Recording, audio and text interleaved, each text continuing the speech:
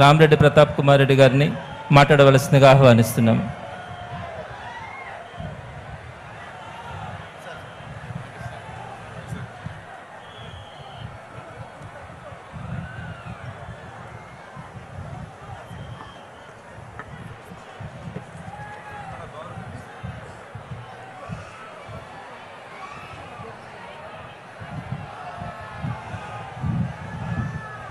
అందరికీ నమస్కారం. ముందుగా మన కావగి నియోజకవర్గానికి మేమంతా సిద్ధం సభకి విచ్చేసిన పెద్దగు గౌరవనీయులు పేదగపాటి పిన్నిది మన గౌరవ ముఖ్యమంత్రి మన దేవుడు జగనన్న గారికి, అదేవిధంగా వేదిక మీద ఉన్న మా జిల్లా అధ్యక్షుల వారికి, మన జిల్లా మినిస్టర్ గారికి, నా సహచర శాసనసభ్యులకు, ఇతర పెద్దలకు, ఇక్కడికి విచ్చేస్తున్న నా సోదరీమణులకు, వైఎస్ఆర్సీపీ నాయకులకు, కార్యకర్తలకు, జగనన్న అభిమానులకు ప్రతి ఒక్కరికి పేరు పేరున ధన్యవాదాలు తెలియజేస్తున్నాను. ఈరోజు ఇక్కడ చూస్తుంటే జన సముద్రం కనిపిస్తా ఉంది.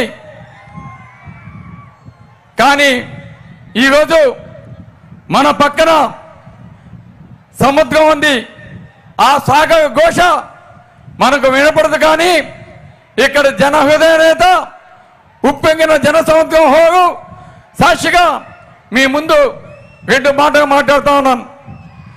రామరాజ్యం, ధర్మరాజ్యం తర్వాత మన దేశ చరిత్రలో గుప్తుల రాజ్యంలో ఆకలి చావులు లేవు.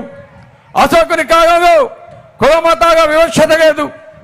కాకతీయ రాజ్యంలో మహిళ ఎప్పుడు పైచేయిగా ఉండేది.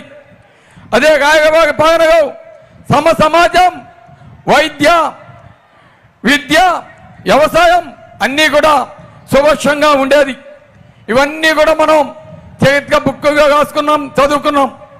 ఆ శకాలు కాలాలు ముగిసిపోక ఈరోజు మన ఆంధ్రప్రదేశ్లో మనం చూస్తా ఉన్నాం.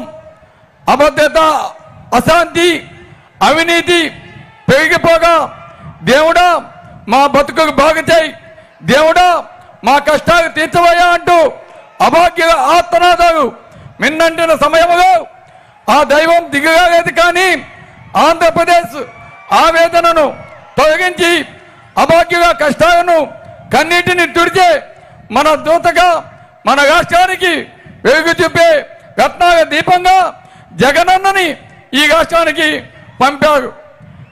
రాయలసీమ గడ్డపై నుంచి నడిచి వచ్చే రాయల పాలన వారసుడిగా నవరత్నాల వెలుగులు అందరికీ పంచే సంక్షేమ దివిటి చేతబూని బడుగు బలహీన భవిష్యత్తు వారిదిగా మన ముందుకు వస్తున్నాడు మన జననేత జగనన్న.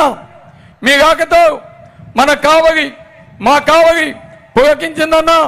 నువ్వే మా నమ్మకం అంటూ స్వాగతిస్తున్నా. జై హో జగన్, జై హో జగన్, జై జగన్ నినాదాలతో ఎన్నిక సమరములు మీ వెంట నడిచేందుకు మేమంతా సిద్ధమంటూ మా యువత, మా అక్క చెగమ్మలు అంతా కూడా ఊరవేస్తున్నారన్నా.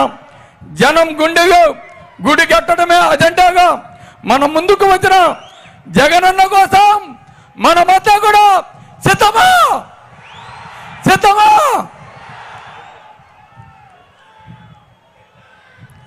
శ్రామిక శక్తికి సంపద సమానంగా అందితేనే సంక్షేమ రాజ్యం. పైగా స్వయంగా సమృద్ధి సాధించాలన్న గాంధీజీ స్వప్నాలు, ఆశయాలు సాధించాలన్నా అది జగనన్నకే సాధ్యం. కాబట్టి ఈరోజు మీ అందరికీ గుర్తుంది, జగనన్న మాట చెప్తే తప్పకుండా చేస్తాడు. అదేవిధంగా ఈరోజు ప్రతి ఒక్కరికి సంక్షేమ పథకాలు అందించిన ముఖ్యమంత్రిగా ఈ దేశంలో ఎవరైనా ఉన్నారంటే అది ఒక్క జగనన్నే అని మనం అందరం కూడా గుర్తుపెట్టుకోవాలి. అందుకే ఈరోజు జగనన్నని ఈ రాష్ట్రానికి మళ్ళా మనం ముఖ్యమంత్రి చేసుకునే దానికి మీరంతా కూడా సిద్ధమా? సిద్ధమా? అదేవిధంగా ఈరోజు మా కావలి నియోజకవర్గానికి సంబంధించి గతంలో కూడా అన్న మనకొచ్చాడు. మనకి రామాయపట్నం పోర్టు ఈరోజు మనకి ఇవ్వడం జరిగింది.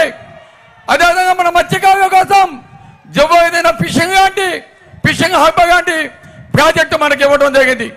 తప్పకుండా కావలి నియోజకవర్గం అభివృద్ధి పదవిలోకి పోవడమే కాకుండా ఈ ప్రాంతం అంతా అభివృద్ధి చెందుతుందంటే అది జగనన్నకే సాధ్యమైందని కూడా తెలియజేస్తున్నాను. కాబట్టి మన కావలి ప్రజలు తప్పకుండా జగనన్న వెంట మనమంతా కూడా నడవాలి. జరిగే ఎన్నికల పోరాటంలో తప్పకుండా జగనన్నని ముఖ్యమంత్రి చేసుకునే దానికి మనమంతా కూడా సిద్ధమా అని అడుగుతున్నాను. Thank you. తప్పకుండా జగనన్న మా కావలి నియోజకవర్గం ప్రజలంతా కూడా మీ రాక కోసం ఎదురు చూస్తా ఉంది. ఎప్పుడెప్పుడు మీరు వస్తారా, మిమ్మల్ని మగా ముఖ్యమంత్రి చేసుకోవాలని, అదేవిధంగా ఈ ఎన్నికల్లో పోటీ చేస్తున్న పార్లమెంట్ అభ్యర్థిగా పోటీ చేస్తున్న విజయసాయిని కూడా మంచి మెజార్టీ తోటి మా కావలి నియోజకవర్గ ప్రజలు మీకు కానుకగా ఇస్తారు. అదేవిధంగా మీ అందరి ఆశీస్సులతో, అదేవిధంగా జగనన్న ఆశీస్సులతో మూడోసారి ఎమ్మెల్యేగా పోటీ చేస్తున్న నన్ను కూడా మీకంతా కూడా ఆశీర్వదించి జగనన్నకి కానుకగా ఇవ్వాలని కోరుకుంటూ సెలవు తీసుకున్నాను. జై జగన్, జై జగన్, జై జగన్. Thank you.